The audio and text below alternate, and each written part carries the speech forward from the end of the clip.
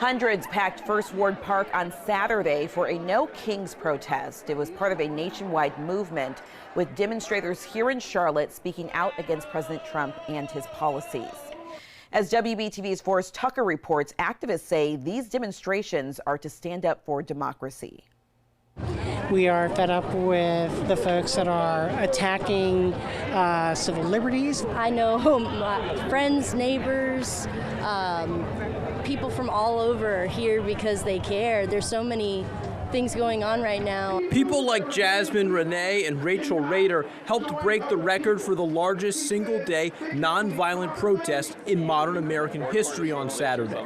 The total number of No Kings protesters was in the millions, with more than 3,000 events in all 50 states and almost every continent. This was the third ever No Kings protest day, which saw an increase of 1 million plus attendees and 600 more events than the last event in October. In Charlotte, protesters say it was empowering to be a part of something bigger than themselves. I think a lot of people are hurting right now, and this is their way to show the powers that be that we're not okay with it, and we want people to see our suffering and do something about it. But when you look around, I mean, there are folks that are from all facets of life here. There's independents that are here, there's Republicans that are here, there are people that are here that are just not liking what they're seeing.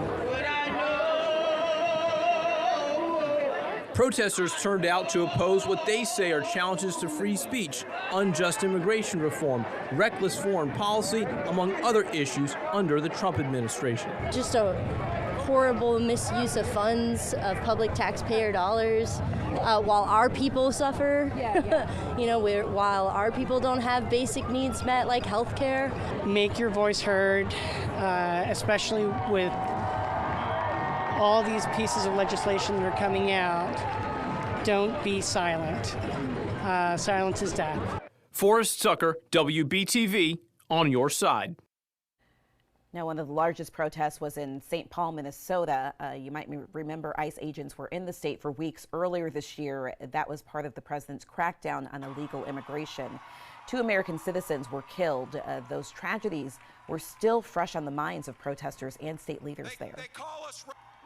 We demand justice for Renee Good and Alex Preddy. We demand justice for every single person who was hurt or traumatized.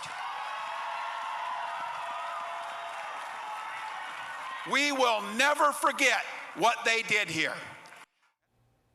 The White House released a statement on the protest saying, quote, "The only people who care about these Trump derangement therapy sessions are the reporters who are paid to cover them."